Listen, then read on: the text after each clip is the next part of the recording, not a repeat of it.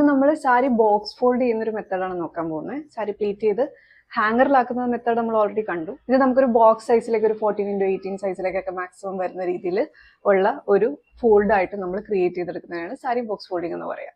അപ്പോൾ അതെങ്ങനെയാണ് ചെയ്യുന്നത് നമുക്കൊന്ന് നോക്കാം. പ്ലീറ്റിംഗ് കംപ്ലീറ്റ് ചെയ്ത് കഴിഞ്ഞ സാരിയുടെ സെന്റർ പ്ലീറ്റ്സ് എന്നാണ് നമ്മൾ സ്റ്റാർട്ട് ചെയ്യുക. സെന്റർ പ്ലീറ്റ്സിന്റെ ബാക്ക് സൈഡ് ഇതുപോലെ ടേബിളിന്റെ ടോപ്പിലേക്ക് വരുന്ന രീതിയിൽ തിരിച്ചു വയ്ക്കുക സാരി ആദ്യം.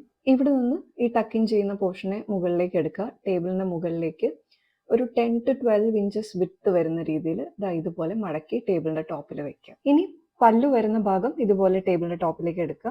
ടേബിളിന്റെ ടോപ്പിലേക്ക് എടുക്കുമ്പോൾ ആ പ്ലീറ്റ്സ് ഒക്കെ ഒന്ന് കുടഞ്ഞ് വൃത്തിയാക്കിയിട്ട് നമ്മളിപ്പോൾ മടക്കി വെച്ചിരിക്കുന്ന പോർഷന്റെ മുകളിലോട്ട് ഇതുപോലെ പ്ലേസ് ചെയ്യുക.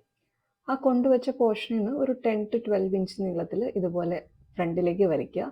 എന്നിട്ട് അതിനെ ടേബിളിന്റെ താഴത്തേക്ക് ഇട്ട് ക്ലിപ്പ് കൊടുത്ത് സെക്യൂർ ചെയ്യുക. ഇനി ഈ ഒരു പോർഷനിൽ നിന്ന് താഴത്തേക്ക് കിടക്കുന്ന ബാക്കിയുള്ള പോർഷനെ മടക്കി ടേബിളിന്റെ ടോപ്പിലേക്ക് കൊണ്ടുവരണം. അതും ഇതുപോലെ 1-2 പോർഷനായിട്ട് മടക്കാം. നമ്മൾ ആദ്യം മടക്കി വെച്ച പോർഷനും ഇപ്പൊ ഈ കൊണ്ടുവയ്ക്കുന്ന ലെയറും ഏകദേശം ഒരേ വിട്ടിലേക്ക് വരണം. ഇനി ഈ ഭാഗത്തുനിന്ന് ലെഫ്റ്റിലോട്ടും അത് കഴിഞ്ഞ് റൈറ്റിലോട്ടും നമുക്ക് ഫോൾഡ് ചെയ്യണം.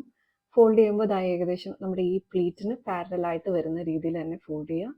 ഈസി ആയിട്ട് പറയുകയാണെങ്കിൽ നമ്മളിപ്പോൾ കൊടുത്തിരിക്കുന്ന ക്ലിപ്സിന്റെ അപ്പുറത്തും ഇപ്പുറത്തും ഉള്ള പോർഷനെ നമ്മൾ ഇതുപോലെ മടക്കി വെക്കും. ഇനി ഈ ക്ലിപ്സ് അഴിച്ചെടുത്തതിന് ശേഷം നമ്മൾ സാരിയുടെ 2 എൻഡിലും പിടിച്ച് ഇതുപോലെ മുകളിലേക്ക് ഫ്ലിപ്പ് ചെയ്യുന്നു. ഇപ്പോൾ നമുക്ക് ഏകദേശം ബോക്സിന്റെ ഷേപ്പിൽ കിട്ടിയിട്ടുണ്ടാവും. ഇനി ഈ പല്ലുവിനെ ഈ ബോക്സിന് ചുറ്റും ഇതുപോലെ ഒന്ന് ഫുള്ളി റാപ്പ് ചെയ്തെടുക്കുക.